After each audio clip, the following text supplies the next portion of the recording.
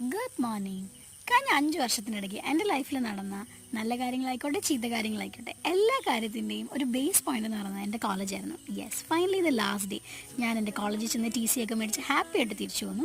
ഉച്ചയ്ക്ക് ബാർ അസോസിയേഷനിൽ നല്ല അടിപൊളി സദ്യയൊക്കെ ഉണ്ടായിരുന്നു.